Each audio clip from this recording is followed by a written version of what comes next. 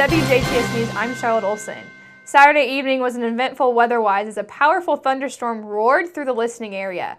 At around 8 o'clock Saturday night, severe storms, packing winds in excess of 60 miles per hour emerged after a severe thunderstorm warning was issued. There were many reports of damages as a result of the high winds, including downed trees all over the area, including a report of a downed power line around State Road 64 in Huntingburg. Areas in and around Huntingburg were without power for about 30 minutes. Indiana State Police say that a trooper was struck by a tree that had fallen along State Road 56. They say the trooper suffered a head injury and was taken to Memorial Hospital in Jasper with non-life-threatening injuries. By now, damage or downed lines as the result of Saturday evening storms for the most part have been cleaned up, and at this point, however, if you should come across any downed lines, you are asked to call your local utility company and report them. Meanwhile, the DuBois County Sheriff's Department would like to thank the DuBois County Highway Department, the DuBois County Fire Departments, including first responders, utility workers, and the general public for going, as they put it, above and beyond and assist in keeping roadways around the county clear of debris caused by the Saturday evening storm. And due to Saturday's severe weather, the Huntingburg Street Department will conduct citywide tree limb pickup today through Friday of this week. Residents are asked to call Huntingburg City Hall at 812-683-2211 and give their address to the receptionist. Tree limbs should be collected and placed horizontally near the curb in order for the equipment to be reached, but do not need to be bundled. For more information, please contact Rachel Steckler, Director of Community Development, at 683-2211 or by email at rsteckler@huntingburg-in.gov. Friday afternoon, the Huntingburg Elementary Ridge and Teen Outback presented the Superhero Family Fun Race, a 1.5-mile run and walk event. There were over 100 participants of all ages who embraced the challenge run by dressing as their favorite superheroes. The run initiated behind the Huntingburg Teen Outback Center, going into a near neighborhood and finishing the race back where it started. Southridge Middle School 8th grader Japheth Cruz won first place in the race and he ran from start to finish. Cruz is the same Southridge student who became this year's winner of the 2016 Tri-State Spelling Bee back in February. He says he was excited and surprised when he won the spelling bee and he didn't think that he was going to win. Cruz runs cross country and track as well as and also plays basketball for his school. After the race, all runners demonstrated their appreciation to their local heroes in Huntingburg, the Huntingburg Police Department, firefighters, and EMS. Later on at the event, the Best Child Hero Costume Prize went to Lillian Pavis as Supergirl, and Best Adult Hero Costume went to Kathy Tooley as Supermom. And the Best Family Hero Prize went to Tiffany Payne, Cody Puntman, and their child Marley as the Iron Man Family Award. Kathy Tooley is a second-grade teacher at Huntingburg Elementary and is a supporter of Teen Outback as her children attended their events. Tooley's daughter Mallory came up with the idea for her Supermom hero costume. Huntingburg Elementary Ridge Assistant Director Leslie Denyu and Teen Outback Director April Blessinger elaborate on the co-sponsorship efforts that they accomplished for this fun event. It was very successful. I am very pleased with the amount of families we had come out and the kids that actually participated. About 125? Yeah, around 125 participants. And they came dressed like all kinds of superheroes, even made up superheroes. It was fantastic. We had a lot of superheroes throughout the path. We had Superman, Spider-Man, Batman, and Catwoman. And the kids really were excited when we came around the corner because Spider-Man was hanging on the side of the building.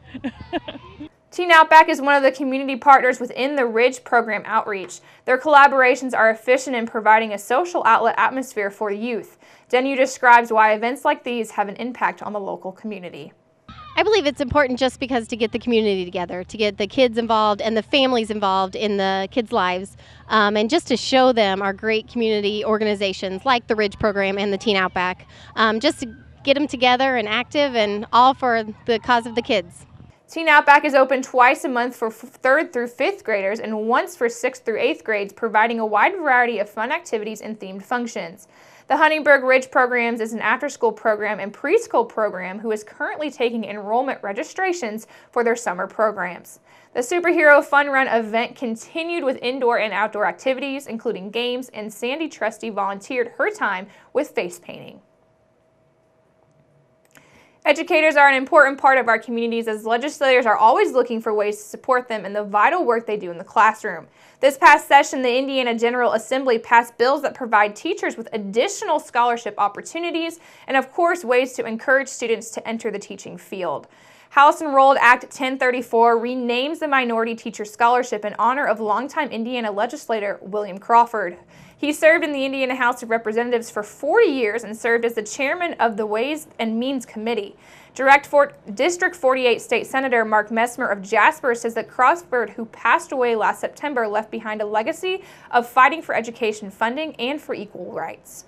The scholarship program is for minority students planning to teach in an accredited Indiana school upon graduation. As part of the program, the student must agree to teach in Indiana for at least 3 years. House Enrolled Act 1034 also increases the maximum annual scholarship amount from $1,000 to $4,000 per year. Meanwhile, House Enrolled Act 1179 renames the student teaching stipend for minority students after Erline Rogers, who retired this year after serving in the Indiana Senate for more than 30 years.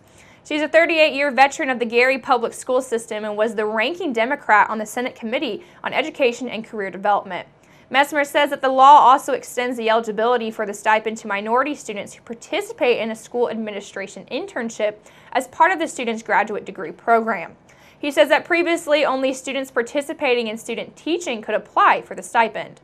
House Enrolled Act 1002 establishes the Next Generation Hoosier Educator Scholarship Program, which provides a strong financial incentive for top Hoosier high school graduates to go into teaching. The $7,500 scholarship will cover 2/3 of the average out-of-pocket cost at a public university in Indiana. If awarded the scholarship, students are required to teach in Indiana for 5 years. Messmer says to help draw talented people into the teaching profession, legislators are offering incentives that make teaching a more attainable career choice. He says the measure will help open more doors for students to pursue a career in teaching and attract top graduates into the profession. You can feel free to contact the Messmer office directly with questions and concerns by emailing the senator.messmer@iga.in.gov, or you can call them at 800-382-9467. The group Next Act Incorporated, who is working to rehabilitate and renovate the Astor in downtown Jasper, has announced 6 opportunities for naming rights at the historic theater. The announcement comes nearly 2 months to the day after the group launched its first public fundraising campaign. The 6 areas eligible for naming include the billboard area of the marquee, which will not include altering the iconic neon in any way, the ticket and box office, the balcony, sound and light booth, concessions area, and the coat room. Once new naming rights are acquired, these areas will join the gym and Pat-Tin performance stage in the Dubois County Tourism Green Room as the only areas in the facility already accounted for with naming rights. Next Act is currently in need and working toward raising the necessary matching dollars for several large grants, including a $400,000 Indiana Office of Community and Rural Affairs opportunity, on which the City of Jasper has partnered and Indiana Region 15 is leading the application process. For additional information about these opportunities, pricing information, or just more details in general, you can email Mark Stezik, Next Act's president, at markstezik@gmail.com or info@thenextact.org.